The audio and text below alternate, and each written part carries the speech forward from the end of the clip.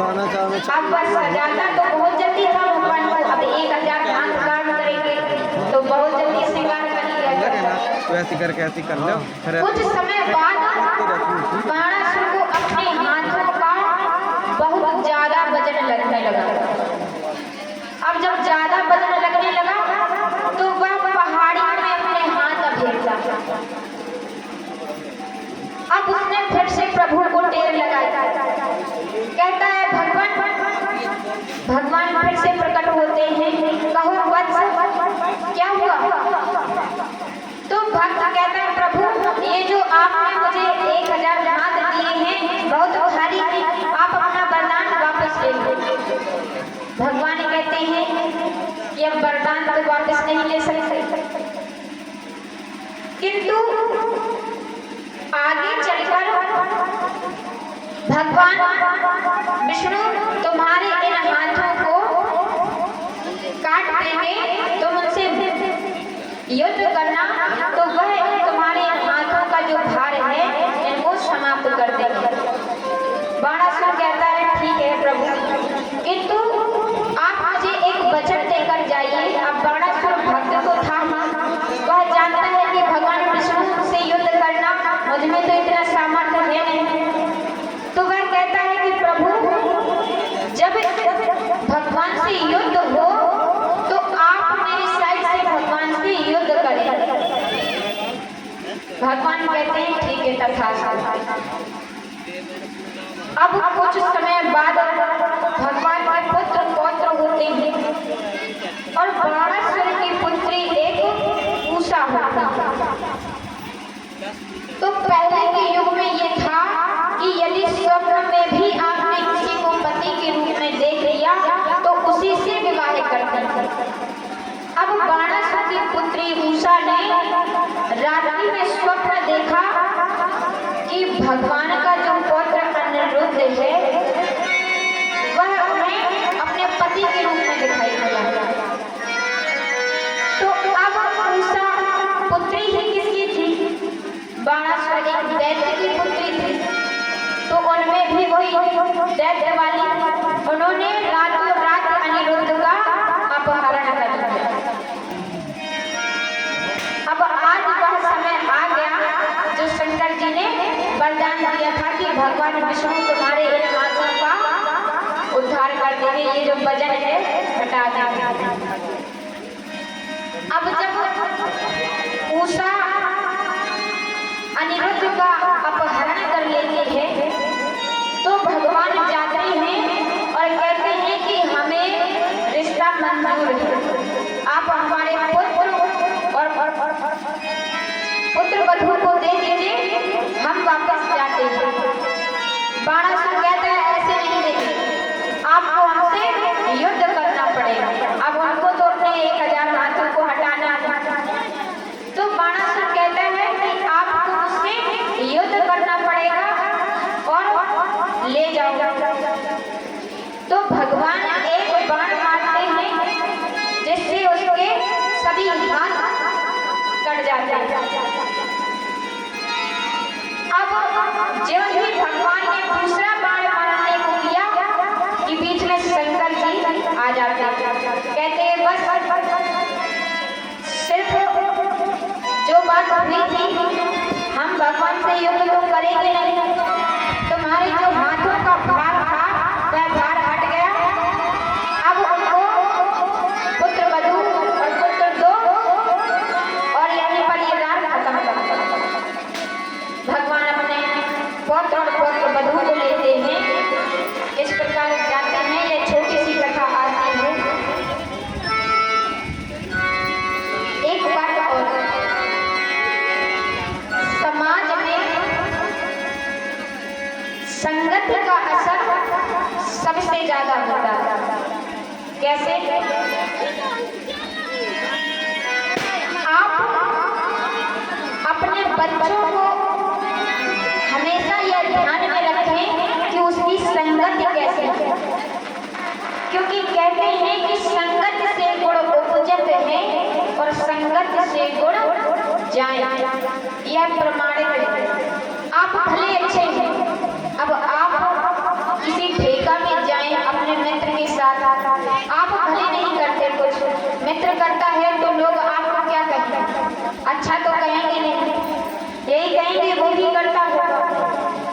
और ऐसा नहीं है कि जैसी संगत करोगे उसका कभी न कभी बुरा असर करेगा। ये प्रमाणित है। एक बार एक ब्राह्मण के घर में 2 तोते पले हुए थे। तो एक तोता ब्राह्मण के पास टंगा था और दूसरा तोता उसके बेटे के पास टंगा था। तो जो ब्राह्मण के पास तोता टंगा था वह नित्य भजन किया करता था, क्योंकि वह ब्राह्मण देवता नित्य भजन करते थे, प्रभु का नाम लेते थे, सभी से राम राम करते थे। तो वह तोता भी प्रभु का भजन करता था, जो कोई भी आए उससे राम राम करता था। और एक वह तोता जो उसके पुत्र के यहाँ टंगा हुआ था, उसका पुत्र रोज मदिरा पान करके आता और उसी तोते के यहाँ आकर गाली दिया करता था। तो वहां से एक साधु होकर गुजर रहे थे। अब जब साधु पहले तोते के यहाँ से गुजरे तो वह तोता उस साधु को देखकर राम राम करता है। तो तोते को राम राम करते देख संत कहते हैं कितने अच्छे संस्कार दिए हैं इस तोते को। अब थोड़ा और आगे चलते हैं संत, तो दूसरे तोते के पास से गुजरते हैं, वह तोता देखते ही गाली देने लगा। तो ये संगत का प्रभाव है। अब संत ब्राह्मण के पास आए, कहते हैं कि ब्राह्मण देव ये क्या, आपका एक तोता कितना गुणवान है कि वह सबसे राम राम करता है, और दूसरा तोता कितना अज्ञान है कि सबको गाली देता है। ब्राह्मण देवता कहते हैं साधु महाराज, ना तो इस तोते में कोई गुण है और ना उस तोते में कोई अवगुण है, ये सब संगति का प्रभाव है। ये तोता मेरी संगत करता है, मैं प्रभु का भजन करता हूँ नित्य, तो ये तोता सबसे सीताराम करता है, भजन करता है, और उस तोते के पास मेरा बेटा मदिरा पान करके गाली देता है, तो वह तोता गाली सीख गया। तो यह संगति का प्रभाव है। तो इसलिए समाज में सभी को अपनी संगति सुधारना है, अपने बच्चों की संगति सुधारना है। अब कथा पर आगे चलते हैं।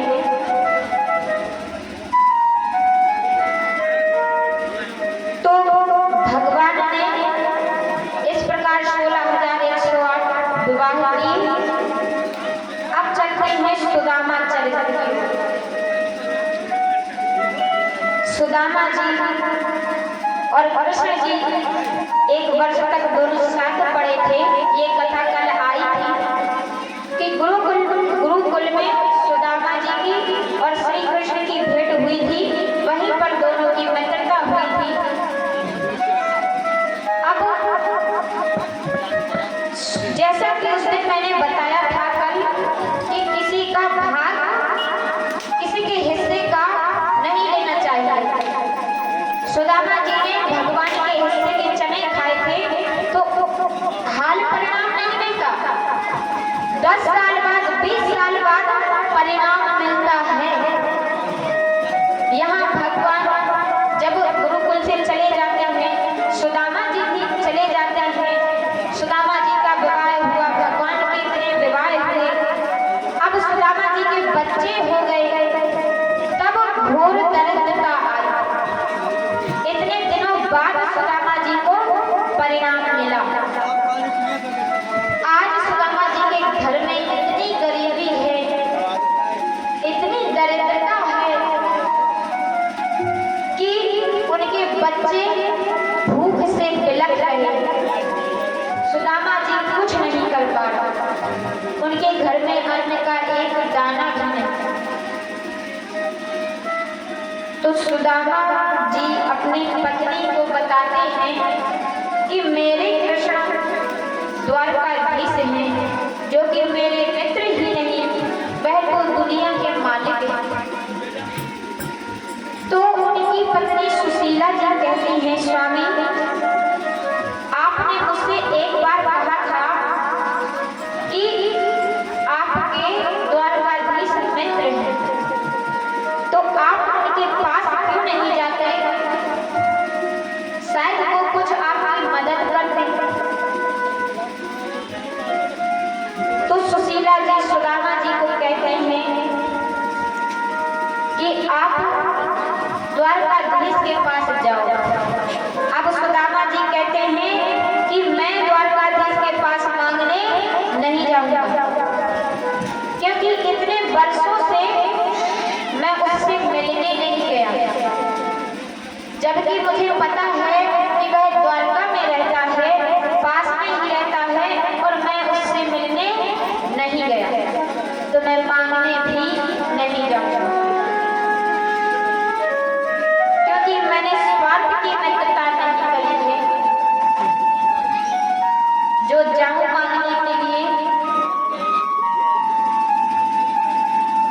ठीक है, सुशीला जी कहते हैं आप मांगना नहीं, आप बस जाकर मिलकर आइए, उनसे अपनी स्थिति कुछ नहीं बताना, बस मिलकर वापस आ जाता। कहना बहुत समय हो गया तो मैंने सोचा तुमसे मिल लूं। तो अब इतने समय बाद मिलेंगे, घर का हाल कुछ बताना भी नहीं है, अब घर की गरीबी बतानी नहीं है, मित्र के पास जा रहे हैं तो कुछ भेंट भी ले जानी चाहिए। सुदामा जी कहते हैं कि मित्र के पास जा रहे हैं तो कुछ भेंट भी होनी चाहिए। घर की स्थिति तो उन्हें बतानी नहीं है कि घर में क्या परेशानी है। अब घर में एक दाना भी अन्न का नहीं। सुशीला जी जाती हैं, पास पड़ोसियों से कुछ थोड़े से चावल मंगा कर लाती हैं और उन चावलों को एक पोटली पर बांध कर सुदामा जी को देती हैं। कहती हैं, स्वामी आप ये चावल की पोटली लेकर जाओ, उनको भेंट स्वरूप दे देना। सुदामा जी चावल की पोटली लेते हैं और कहते हैं, क्या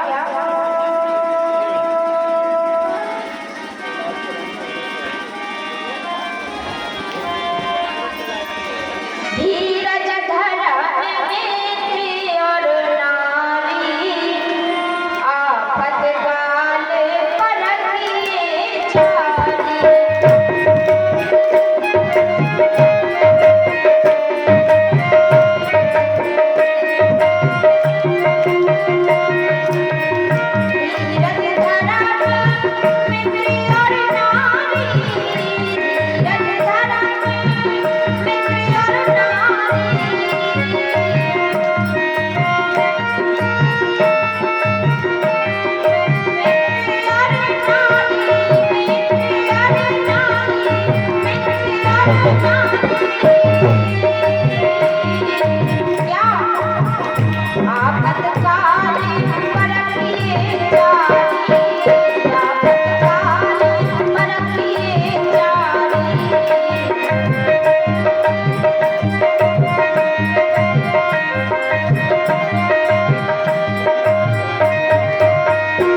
सुदामा जी ने कहा, देवी तू तो मेरी पथ प्रदर्शिका हो गई, क्योंकि जब भी मुसीबत के दिन आते हैं तब मित्र की और नारी की परीक्षा होती है, क्योंकि जब मुसीबत आती है तो मित्र नारी सभी साथ छोड़ देते हैं। इसलिए सुदामा जी ने जब सुशीला जी के वचन सुने तो अब द्वारकाधीश के लिए चल गए। अब भगवान से मिलने जा रहे हैं सुदामा जी।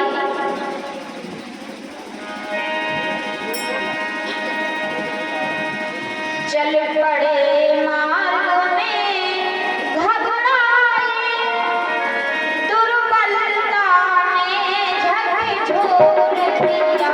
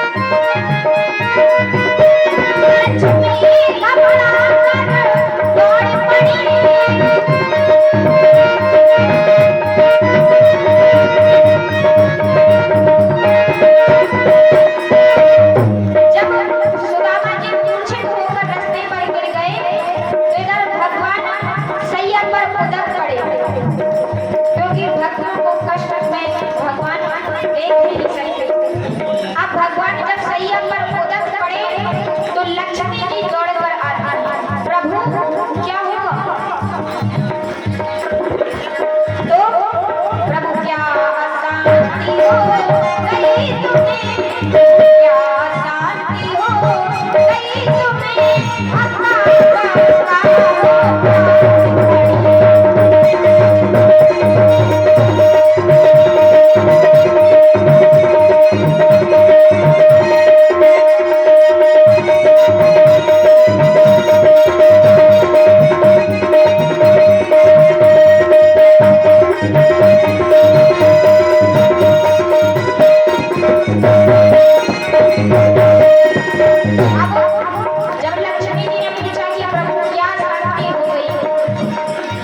कहते हैं देवी भक्त हुआ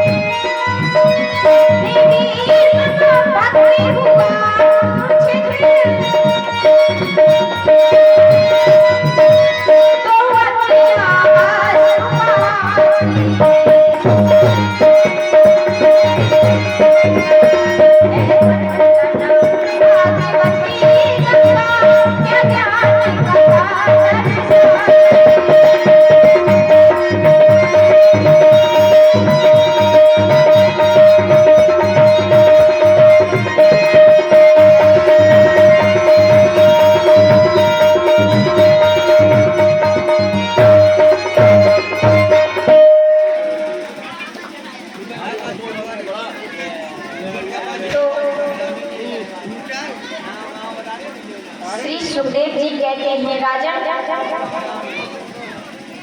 ध्रुव और सुदामा जी की एक जैसी प्रतिज्ञा कैसी कि तूफान और आंधी हमें न रोक पाए। वो और थे मुसाफिर जो पथ से लौट आए। घर लौटूंगो जब सर्वोत्तम पद पाऊंगो, नहीं तो प्रभु के द्वार पर अपने प्राण गवाऊंगा।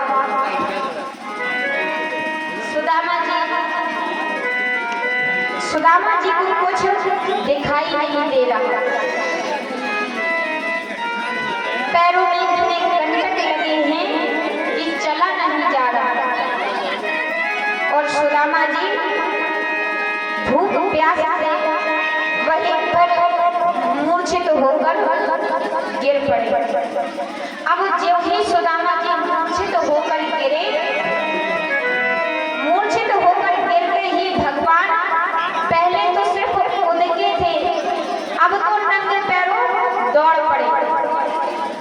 प्रभु नंगे पैरों दौड़कर सुदामा जी के पास आते हैं। क्या नंगे पैरों से दौड़ पड़े,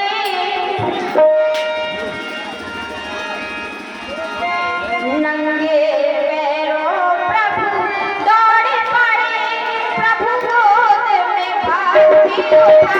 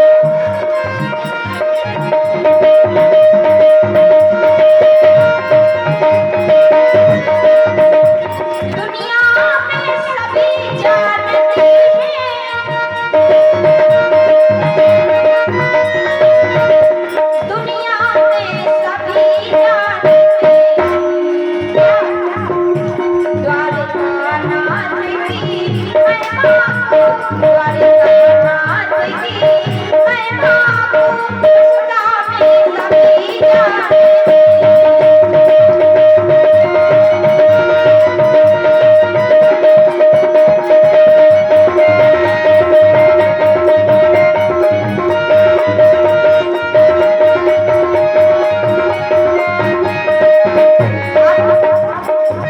सुदामा जी की आंख खुलती है। दरबानी से तुझ पता नहीं, दरबानी से तुझ पता नहीं, द्वारिकानाथ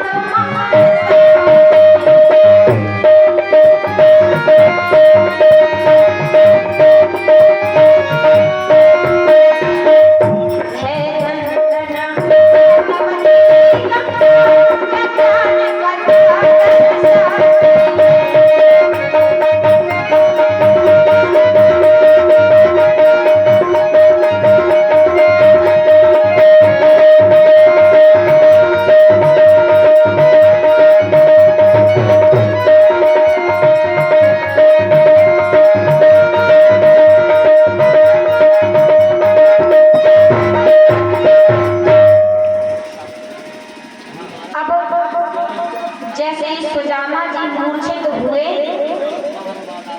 कि श्रीमन्नारायण दौड़कर सुदामा जी को अपने हृदय से लगा लिया और उनको एक दिव्य शाल ओढ़ाया, क्योंकि सुदामा जी को फटे हुए वस्त्र पहने थे, अब उनको सर्दी ही लग रही थी, तो प्रभु ने उनको एक दिव्य शाल ओढ़ाया और अपनी गोद में उठाकर द्वारका के प्रथम द्वार पर लेटा दिया। अब सुबह होती है,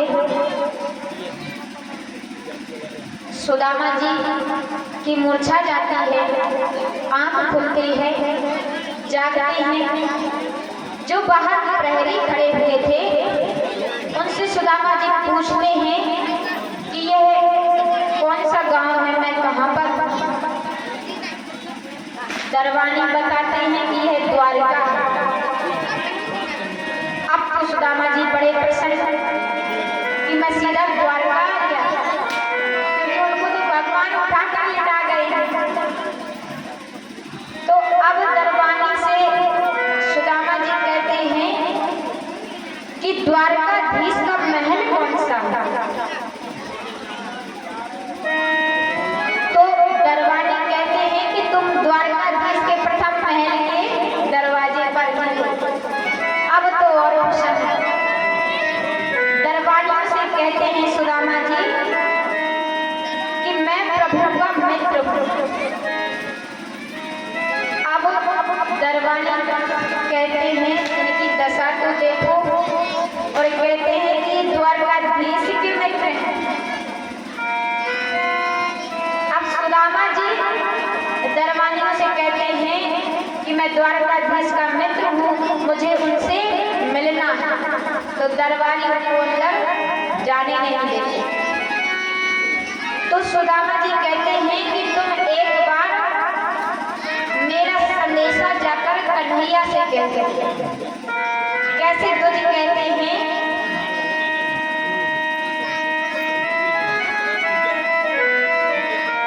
तुझ कहते हैं प्रहरियों से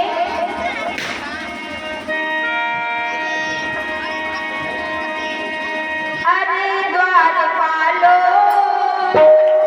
कन्हैया से कह दो क्या कि द्वार पे तुम्हारे गरीब आ गया है।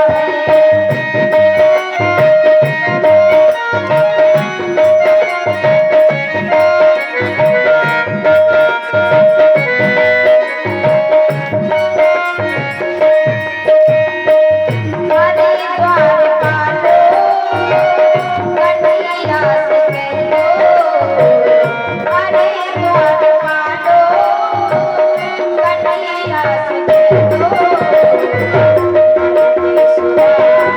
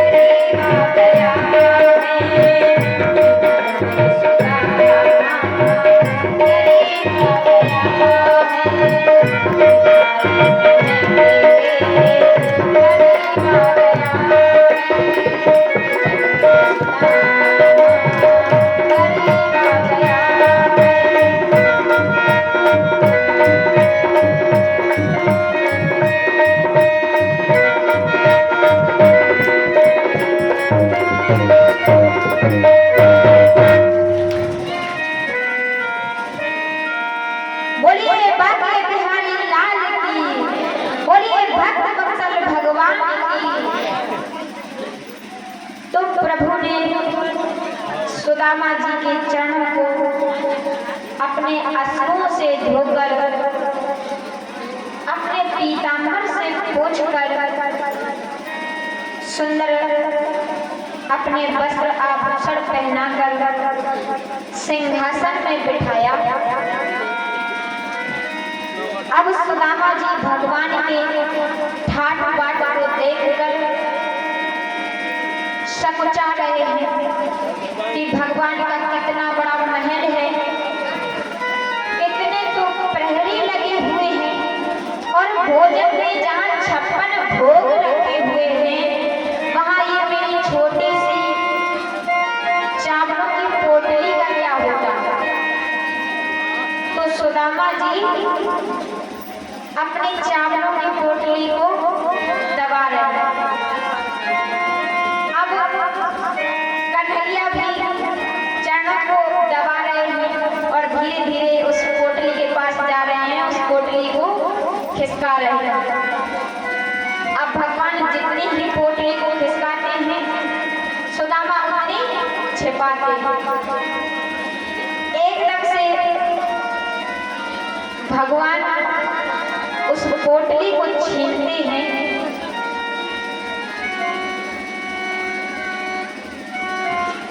अच्छा, इस चावल की पोटली का महत्व क्या है? वो अपनी पोटली छिपाने लगे हैं, तब सैया में बिठा के भैया को, भगवान ने सैया में बिठाया सुदामा जी को, और सैया में बिठा कर भैया को चरणों को लगे दबाने।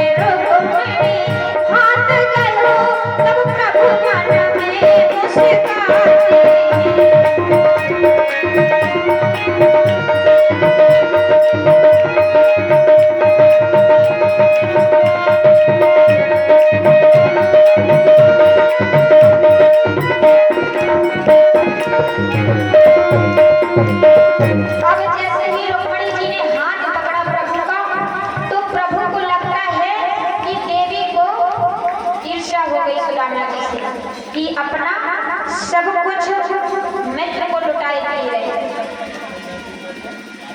हमारे श्री सुखदेव जी कहते हैं, राजा प्रभु ने सुदामा जी को पोटली छीन और तुरंत 2 मुट्ठी तंदुल खाए, और तीसरी में जब रुक्मिणी जी ने रोक लिया तो प्रभु कहते हैं कि देवी मित्र को तीनों लोक दे दिए, इसीलिए तुम रोक रही हो।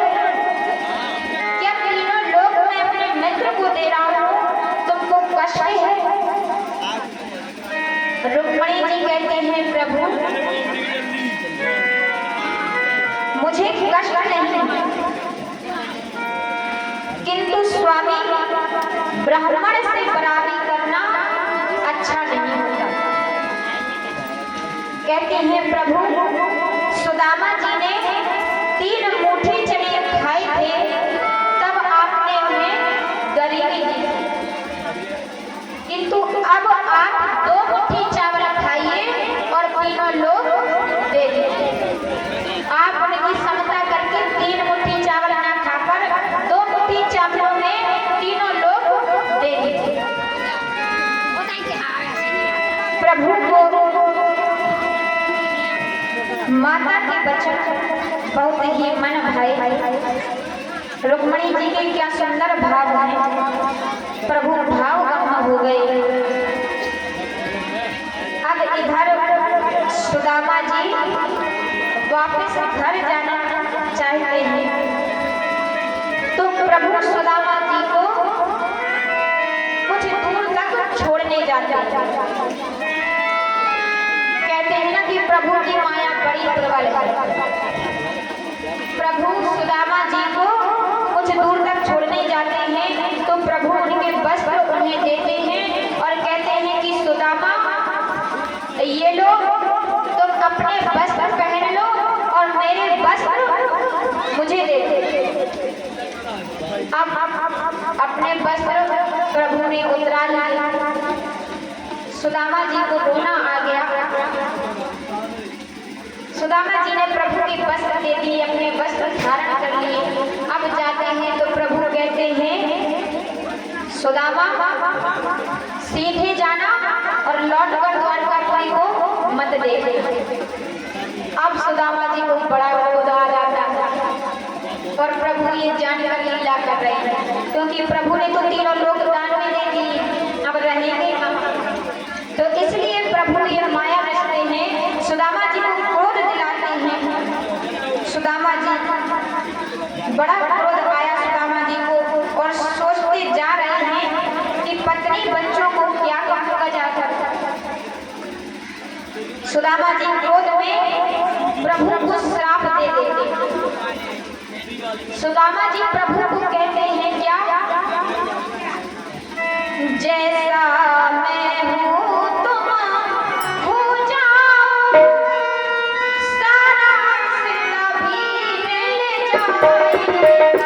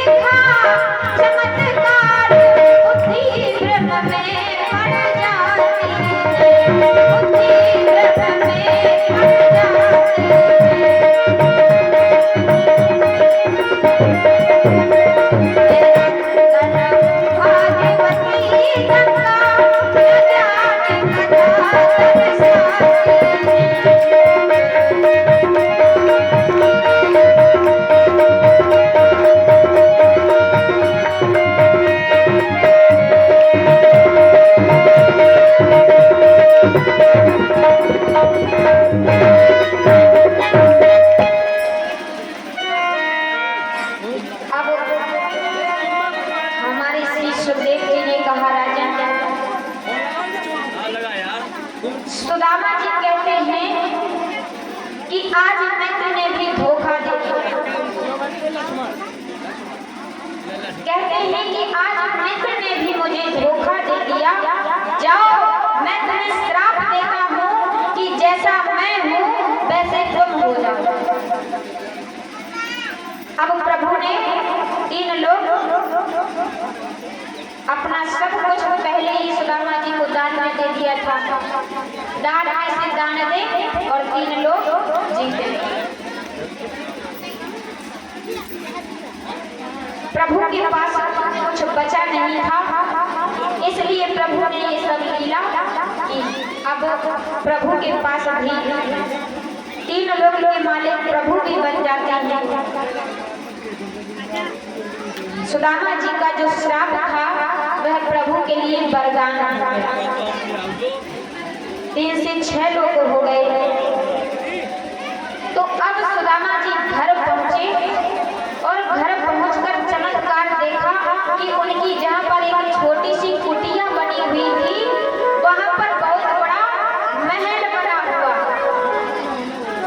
अब सुदामा जी को वह महल देखकर भ्रम हो गया।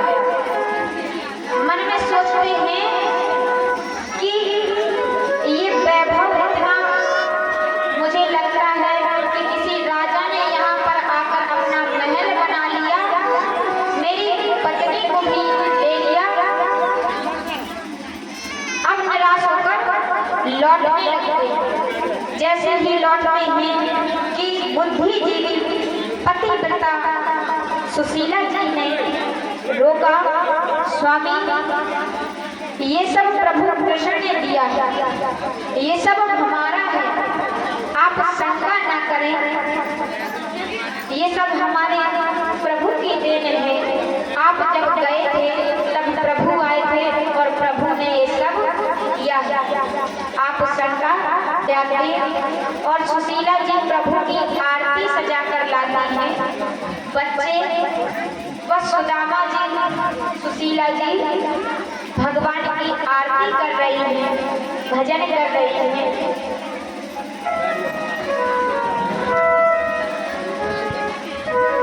तो भगवान की आरती कर रहे हैं पूरा परिवार मिलकर।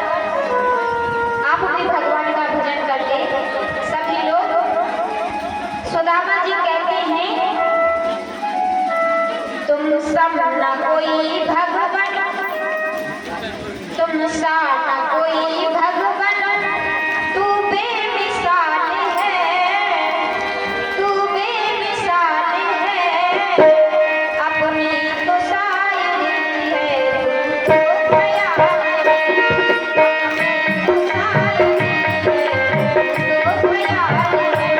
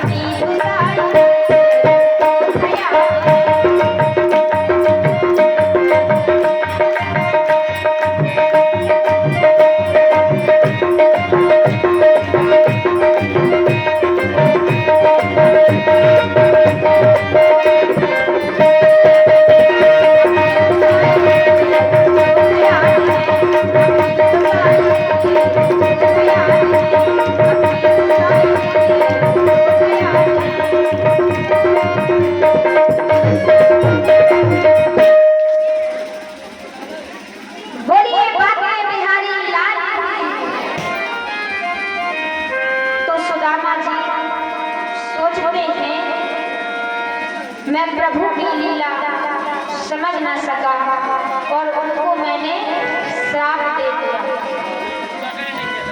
सुदामा जी यह सोचकर बहुत दुखित हो रहे हैं, रो रहे हैं कि मैंने प्रभु को श्राप दे दिया, कुछ जाना नहीं समझा नहीं, प्रभु मुझे यहाँ ये सब कर गए थे और मैंने क्रोधित होकर प्रभु को श्राप दे दिया।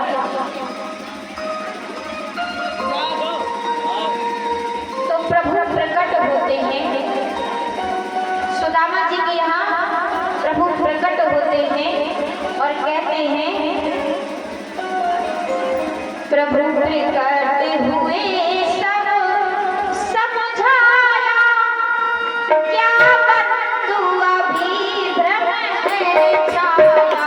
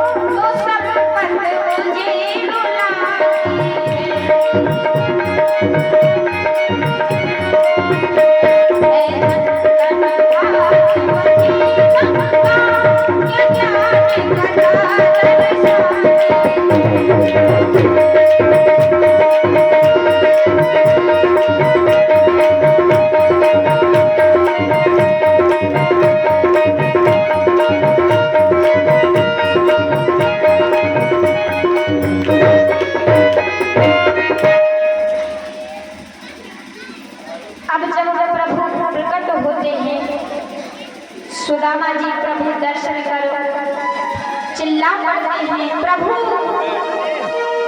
मुझे संपत्ति नहीं चाहिए,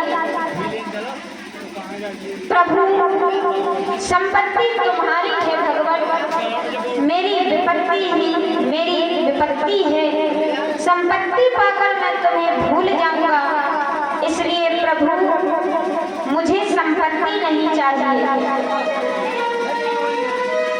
सुदामा की प्रेम भरी वाणी को सुनकर प्रभु आंखों से अश्रुधारा बहने लगी। दोनों प्रेम सागर में गोता लगा रहे हैं, प्रभु भी रो रहे हैं, सुदामा जी भी रो रहे हैं। प्रभु कहते हैं, सुदामा जैसे जल में कमल रहता है और जल से अलग भी रहता है,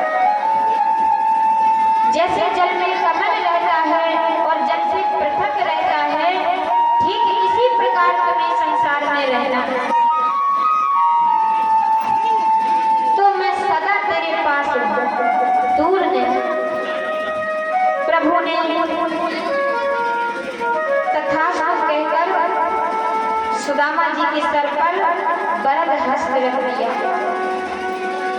सुदामा जी ने वरद हस्त रखवाया अपने सर पर, कहा प्रभु मुझे बस एक ही चाह है कि मैं संपत्ति वैभव इस सब में लुप्त न हो, मैं कहीं आपको भूल न जाऊं, इसलिए मुझे आप विपत्ति ही दीजिए, पहले जैसा रहने दीजिए।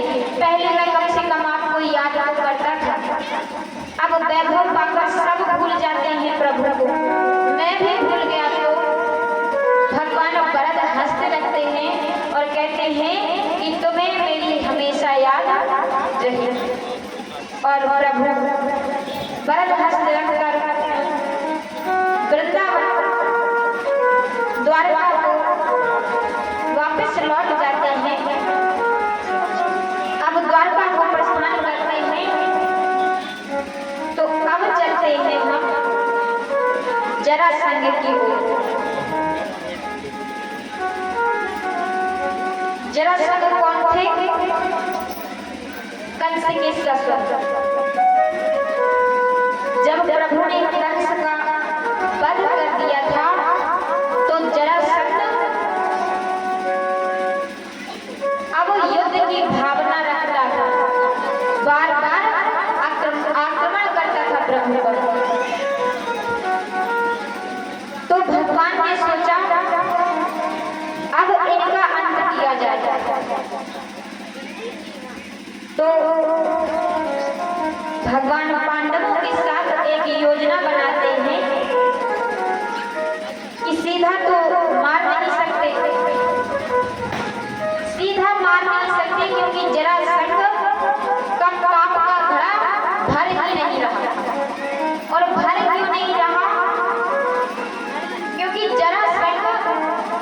सुबह उठकर स्नान के बाद दान पुण्य किया करता था। तो प्रभु पांडवों के साथ ब्राह्मण का भेष बनाकर जरासंध के घर जाते हैं। जरासंध के घर जाते हैं और जैसे ही दान लगाते हैं तो जरासंध कहता है कि जरासंध दान नहीं करता तो कैसा कि जो दान लेने आया है उसकी इच्छा के अनुसार उसे दान देते। तो प्रभु ब्राह्मण का भेष बनाकर पांडवों के साथ जाते हैं। जरासंध ने कहा तुम्हें क्या चाहिए, कहो तो मैं तुम्हें अपना पूरा राज्य दे दूं। प्रभु कहते हैं कि तुम पहले संकल्प करो, वचन दो कि जो मांगेंगे वो दोगे। अब जरासंध कहता है कि वचन की क्या बात है, तुम्हें जो चाहिए वो मांगो, मैं बिना वचन के तुम्हें दूंगा। अरे ज्यादा से ज्यादा मेरे पास जितना राज्य है तुम पूरा राज्य ही मांगोगे और क्या मांगोगे। अब आप सोच रहे होंगे कि कितना अच्छा है जरासंध, दान पुण्य करता है। अभी आगे चलकर पता चलेगा कितना बड़ा दानी और कितना बड़ा पापी है। तो वह कहता है कि तुम ज्यादा से ज्यादा मेरा पूरा राज्य मांगोगे, मैं दे दूंगा और अभी दूंगा, शाम को युद्ध करके वापस छीन लूंगा। उसको इतना अहंकार था कि मैं अभी युद्ध दान करूंगा, सबको दान करता और बाद में युद्ध करके छीन लेता। अब जैसे ही पांडवों में अर्जुन ने सुना तो अर्जुन ने ऐसे हाथ उठाया और कहा जितना कहा जाए उतना करो। अब जैसे ही अर्जुन ने ऐसे हाथ किया और जरासंध ने हाथ देखा तो जरासंध क्षत्रिय थे, अर्जुन भी क्षत्रिय थे और क्षत्रिय बाण चलाते थे तो उनके अंगुष्ठ में एक बाण का चिन्ह बन जाता था। जरासंध ने जो ही ऐसे हाथ अर्जुन के किए देखा तो वो समझ गए कि ये कोई ब्राह्मण नहीं, ये तो क्षत्रिय है। जरासंध कहता है तुम तो क्षत्रिय हो, ब्राह्मण तो नहीं हो, कौन हो अपने रूप में आ जाओ वरना अच्छा नहीं होगा। तो अब पांडव और श्री कृष्ण अपने अपने रूप में आ जाते हैं। अब अपने अपने रूप में आ जाते हैं तो जरासंध कहता है कृष्ण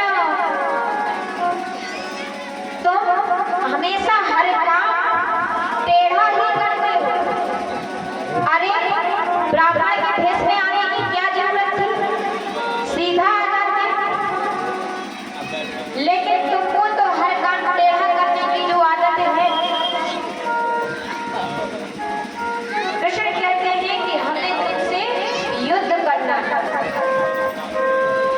कहता है क्या तुम अपने रूप में आते तो मैं तुमसे युद्ध नहीं करता, मैं तुमसे युद्ध के लिए मना कर देता क्या, ब्राह्मण का भेष में आने की क्या जरूरत थी। अब जरासंध कहता है कि मुझे तुमसे युद्ध नहीं करना क्योंकि तुम मेरे सामने कोई खड़े होने के लायक नहीं, मुझे युद्ध भीम से करना है। भीम मुझे अपने समक्ष कुछ खड़ा होने के लायक लगता है, उसे खुद की शक्ति पर इतना भरोसा है।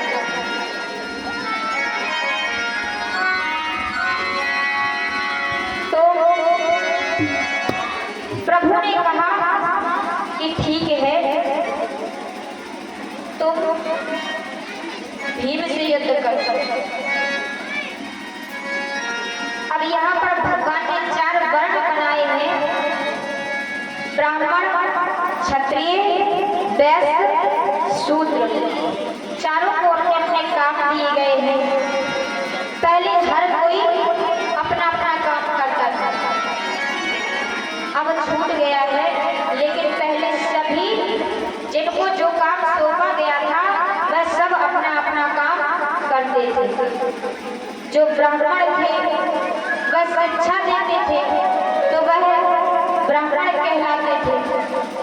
गुरुकुल में केवल ब्राह्मण ही शिक्षा दिया करते थे। और क्षत्रिय युद्ध करते थे, राजा बनते थे। वैश्य जो थे वह व्यापार करते थे और शूद्र जो थे वह सेवा किया करते थे। तो हर कोई अपना अपना काम करता था। अब युद्ध शुरू होता है। जरासंध और भीम का युद्ध चल रहा है। तो युद्ध का ये नियम होता है कि सारा दिन युद्ध चलेगा और सूर्यास्त के बाद युद्ध बंद हो जाएगा। शाम होती है, युद्ध बंद हो जाता है।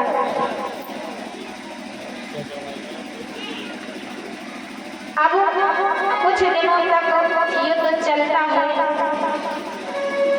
और भीम जरासंध को मार ही नहीं पाते। वो मारता है बार बार और जैसे ही मारते हैं तो वो बार बार जिंदा हो जाता है।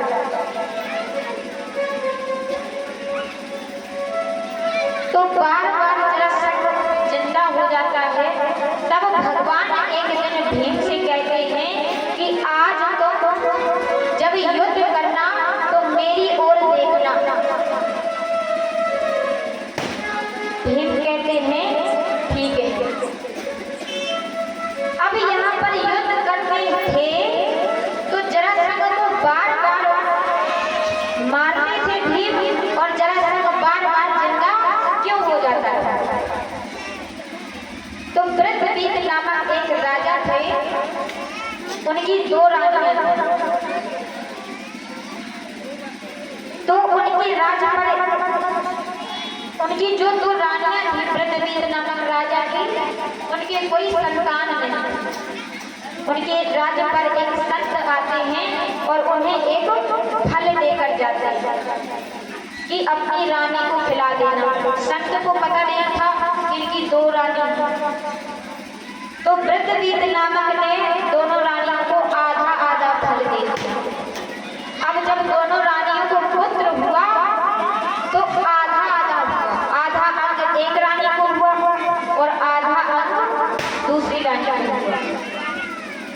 अब वृत्रवीत नामक राजा सोचते हैं कि मेरी वैसे भी कोई संतान नहीं होती। यदि प्रजा सुनेगी कि राजा को ऐसी संतान हुई है, दोनों रानियों से आधा आधा अंग हुआ है, तो कहेगी कि राजा ने जरूर कोई पाप किए होंगे तब तो ऐसा पुत्र हुआ। तो राजा ने रातों रात उस दोनों आधे आधे हिस्सों को जंगल में फेंक दिया। जंगल में फेंका तो जंगल में एक जरा नामक राक्षसी थी। उस जरा नामक राक्षसी ने उन दोनों अंगों को उठाकर जी जी कर जोड़ दिया। जी जी यानी प्राण। जी जी प्राणों को मंगाकर उन दोनों हिस्सों को जोड़ दिया और ज्यों ही जोड़ा तो उस पे प्राण आ गया। तो उनका नाम पड़ा जरासंध। यानी जरा नाम की राक्षसी ने दो हिस्सों का क्या किया, संग। तो उनका नाम पड़ा जरासंध। यही कारण है कि भीम उनको बार बार मारते हैं, कहीं से भी काटते हैं और उनका हिस्सा बार बार जुड़ जाता है, मरता नहीं। तो भगवान ने कहा कि उनके जो बीच का हिस्सा है बस वह कमजोर है, बाकी तुम कहीं भी मारो जरासंध मरेगा नहीं। तो भगवान ने भीम से कहा कि कल तुम मेरी ओर देखना युद्ध के समय। कल युद्ध होता है। अब भीम युद्ध में इतने मगन हो गए कि प्रभु की ओर देखना ही छूट गए। अब प्रभु कहते हैं अहो भीम, अहो भीम, यानी प्रभु भीम की प्रशंसा कर रहे हैं कि क्या दांव खेला। भीम सोचते हैं मन में कि ये दांव तो मैं रोज खेलता हूं। तब तो प्रभु कुछ नहीं बोले, प्रशंसा नहीं की। आज बड़ी प्रशंसा कर रहे हैं हर काम की कि अहो भीम, अहो भीम। तब भीम जी को याद आती है कि प्रभु ने तो मुझे अपनी ओर देखने को कहा था। अब भीम प्रभु की ओर देख रहे हैं। तो जैसे ही भीम ने प्रभु की ओर देखा, प्रभु ने एक टहनी उठाई और टहनी को बीच से फाड़ा, और बस फाड़ा ही था कि भीम जी को इतनी जल्दी थी कि उन्होंने आगे का देखा ही नहीं कि भगवान ने क्या किया। भीम जी ने हालांकि नजर हटाई भगवान से और जरासंध को उठाया, बीच से चीरा और फेंक दिया। अब जैसे बीच से फेंक दिया चीर कर, तो वह दोनों पार्ट फिर से जुड़ गए और जरासंध फिर से गिर गए। अब भीम फिर से भगवान की ओर देखता है। भगवान कहते हैं पहले देख लेते पूरा, दोबारा देखना ही नहीं पड़ता। तो ऐसा होता है, भगवान जिस रास्ते पर चलाते हैं हमको लगता है नहीं अब हम तो चल लेंगे, तो भीम दोबारा भगवान की ओर देखते हैं। दोबारा भगवान की ओर देखा तो भगवान ने फिर से एक टहनी उठाई और टहनी को बीच से फाड़ा और दोनों को विपरीत दिशा में। और जो ही यह देखा कि भीम ने जरासंध को उठाया और बीच से फाड़ा और दोनों को विपरीत दिशा में फेंका, बस वहीं पर जरासंध की मृत्यु हो गई। इस प्रकार भगवान जरासंध का